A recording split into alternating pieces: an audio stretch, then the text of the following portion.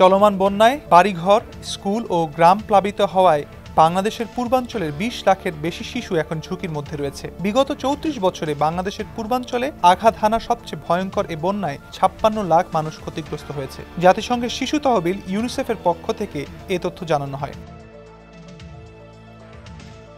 বিজ্ঞপ্তিতে বলা হয়, নজিরবিহীন প্রবল মৌসুমি বৃষ্টিতে দেশের দক্ষিণ পূর্বাঞ্চলের প্রধান নদ নদীগুলো উপচে পড়ছে, যার ফলে এখন পর্যন্ত ৫২ জনের বেশি মানুষের মৃত্যুর খবর পাওয়া গেছে। চট্টগ্রাম ও সিলেট বিভাগের প্রায় ৫ লাখের বেশি মানুষ মাথা গোঁজার একটু আশ্রয় খুঁজছে। বন্যার পানিতে তলিয়ে গেছে বাড়িঘর, রাস্তা, মাঠঘাট আর ক্ষেত। লাখ লাখ শিশু ও তাদের পরিবার পানিবন্দী হয়ে আছে।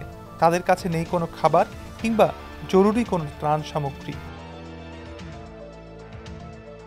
বাংলাদেশে ইউনিসেফের ডেপুটি রিপ্রেজেন্টেটিভ এমা ব্রিগহ্যাম বলেছেন, বাংলাদেশের পূর্বাঞ্চলের বন্যা শিশুদের উপর চরম আবহাওয়াজনিত ঘটনা ও জলবায়ু সংকটের প্রভাবের ভয়াবহতাকে তুলে ধরেছে। অনেক শিশু তাদের প্রিয়জনকে হারিয়েছে তাদের ঘরবাড়ি ও বিদ্যালয়। তারা খুবই অসহায় অবস্থায় রয়েছে।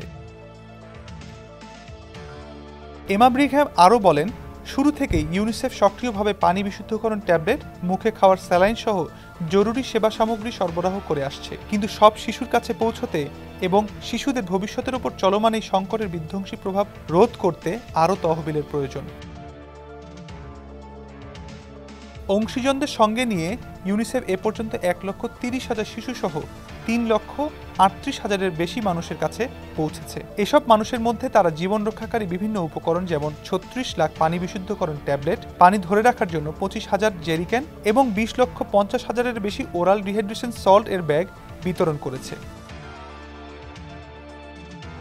ইউনিসেফ বলছে, এসবের বাইরে আরও অনেক কিছু করা প্রয়োজন। দুর্যোগ ক্ষতিগ্রস্ত মানুষ ও শিশুদের জন্য জরুরিভাবে নগদ সহায়তা, নিরাপদ পানীয় জল, স্বাস্থ্যবিধি উপকরণ, জরুরি ল্যাট্রিন তৈরি, sanitary pad, oral dehydration salt এবং জরুরি জীবন রক্ষাকারী ওষুধ প্রয়োজন। অসুস্থ নবজাতক ও শিশুদের চিকিৎসার জন্য প্রাথমিক স্বাস্থ্যসেবা এবং গর্ভবতী মায়েরা যেন নিরাপদে তাদের সন্তান জন্ম দিতে পারেন তার জন্য প্রয়োজনীয় সেবা কার্যক্রম অবিলম্বে চালু করা প্রয়োজন।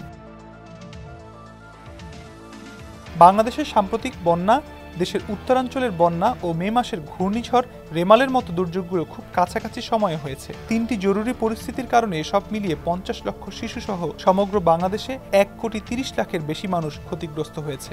এই ৩ জরুরি অবস্থা মোকাবেলার জন্য তাৎক্ষণিক সাড়া প্রদান কর্মসূচির অংশ হিসেবে ক্ষতিগ্রস্ত শিশু, গর্ভবতী নারী ও স্তন্যদানকারী মায়েদের জন্য জরুরি জীবন রক্ষাকারী এবং মাল্টিসেক্টরাল কার্যক্রম পরিচালনায় ইউনিসেফের ৩৫.৩ বিলিয়ন মার্কিন ডলার প্রয়োজন। ইউনিসেফের শিশুদের জন্য জলবায়ু ঝুঁকি ইন্ডেক্স অনুযায়ী বাংলাদেশের শিশুরা বিশ্বে সবচেয়ে বেশি জলবায়ু ও পরিবেশগত ঝুঁকির শিকার।